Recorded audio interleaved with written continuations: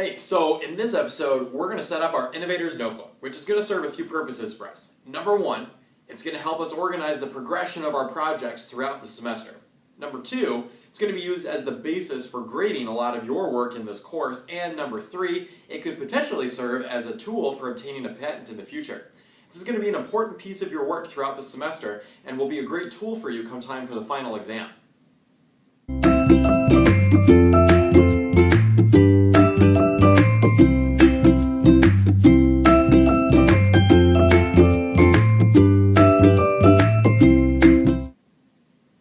So let's go ahead and get started. We're going to build this notebook following the requirements set forth by the U.S. Patent Office in the event that you decide to pursue a patent.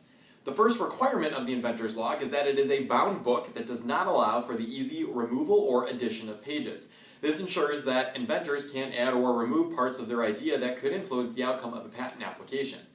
Composition notebooks are actually really good for this, and we're going to use one for our log. It's going to be separate from our Innovator's Notebook because each patentable idea should have its own logbook. So I've got one for you. Hopefully by now you've received a composition notebook with graphing paper inside of it. It's a little different from what we're used to, but since you're going to be doing a lot of drawing and sketching, I thought it would be more helpful to have graphing paper instead of lined paper. Now traditionally, inventors' logbooks were written in ink to avoid any additions or subtractions before filing for a patent, but this is no longer a requirement. So if you prefer pencil, I don't, but if you prefer pencil, you can go ahead and use that. I'm going to use ink on mine. Because it's graphing paper, it can also be a little difficult to write neatly. I recommend using 2 columns of those squares for each line of your writing. Remember to write neatly though, because if you ever do use this for a patent application, your lawyer is going to have to be able to read it.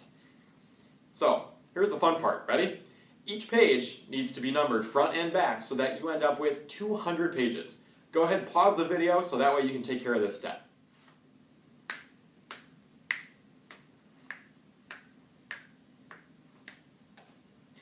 Okay, I know that was a lot of work, don't be angry at me, but it's going to help us as we start setting this thing up. It hopefully ended up with 200. Too many or too few means that you miscounted somewhere in there, but now that we've numbered all of our pages, we're going to go ahead and start filling in some of them. So we're going to go ahead and open up to the very first page, the one that you see when you open the notebook. This is going to be our cover page. It's going to contain some contact information, as well as a confidentiality disclaimer that will help protect the contents of your notebook. It's actually not legally binding, but enough to deter people from stealing your ideas, mostly, hopefully. I'll zoom in on mine so that way you can see. I know my handwriting isn't great, so I apologize in advance. On our first page of the notebook, the first page that you see when you open the front cover, I went ahead and created kind of an overview page for the whole notebook. I gave it a bit of a title, Inventor Log, so that way I know what it is when I'm looking at it or if I stumble upon it in the future. Underneath there, I just have some key information. I have the contact or the owner information right here, so property of. I have the address that I would like this returned to if anybody were to see it. I kind of messed my line up there, but you can go ahead and put whatever address you want. It can be the school's address or it could be your home address, just a place where somebody could return it to in the event you lose it. The next one down is the best phone number for somebody to contact you, so that way if they find this, they can get it back to you. Notice that for all of these lines, I used about 2 rows of boxes. That gives me about enough space. That's about equivalent to one of the lines on a normal lined composition notebook. On the bottom half, I have a confidentiality notice, and again, this is not at all legally binding, but the idea behind it is that when people read it, it's legal enough that it will deter them from stealing any of your information and using it in a way that it's not supposed to be used. So I know that my handwriting's not great. I went ahead and typed this up for you. What it says is, this notebook and its contents are intended for the use of the named owner and contains confidential and privileged information. Any unauthorized use, review, disclosure, or distribution of the contents of this notebook is expressly prohibited. If you find this notebook, please contact the owner by phone and return to the specified mailing address.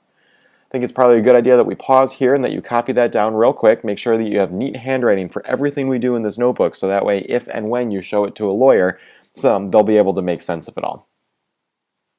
Okay. So go ahead now and you're going to flip to the next page, page 2. Remember, we're using the backs of pages and that's what we numbered. So on page 2, we're going to create the first page of our table of contents. We're going to have 2 in total. This whole spread will be for table of contents. At the very top, I went ahead and gave it a title.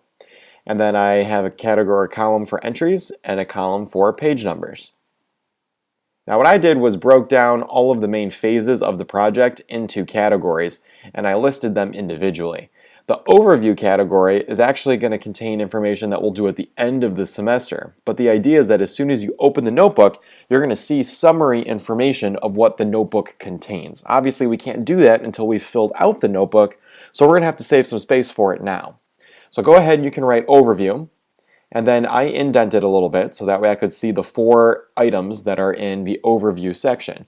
We're going to have project overview, the record of conception of invention, novel features, and record of contacts. Now the first 3, project overview, record of conception, and novel features, are things that we'll do once we are finished with the project.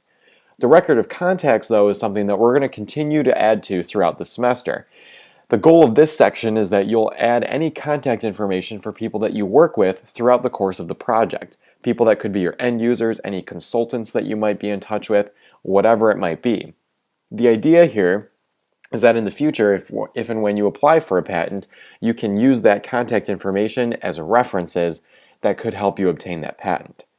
So over here I marked some pages. 4 and 5 are going to be for the project overview. 6 through 8 are going to be the record of conception of the invention. And then 9 through 11 are going to be the novel features. 12 through 13 will be where we keep all of our record of contacts. And then down here, we have our next section, empathy. 3 items for this.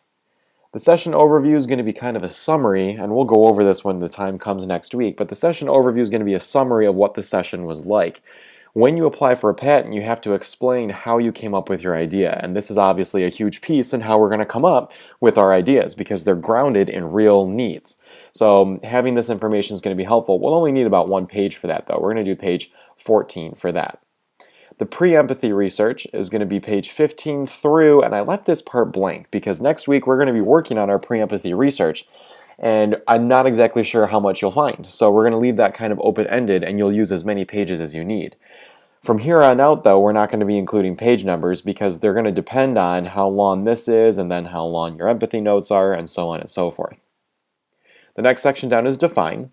We're going to have observations and categories defined. I'm going to leave my mouse to the side here so this doesn't block it.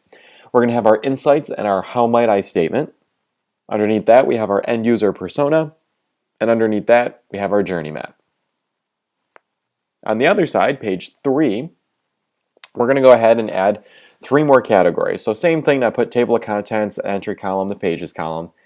And now for the ideate section, we're going to have summary of brainstorming, closest known prior art, proof of concept explained, proof of concept initial drawing. Again, we'll cover all that information when the time comes. The next section down says prototype feedback reflect. This is going to be the bulk of the notebook. It's going to have a lot of pages because this is where we do our iterations. So we're going to do a prototype, get feedback, record the feedback, reflect on what to change, come up with a new sketch for a new prototype, and then we're going to go through that for like 2 months almost. So this is going to be pretty full. We're just going to call the whole thing Records of Building and Testing Invention. Last but not least, we have the post-project stuff that we'll do. In addition to the overview, we're also going to have to clarify the ramifications, what are the consequences, what are the impacts that this invention will have, what are the advantages of the invention, what additional conceptions and ramifications could we think of, and what are other possible applications for this particular invention. Again, we'll go over all that when the time comes. So now that you've set up the whole notebook, you can move on to our next episode on privacy and security.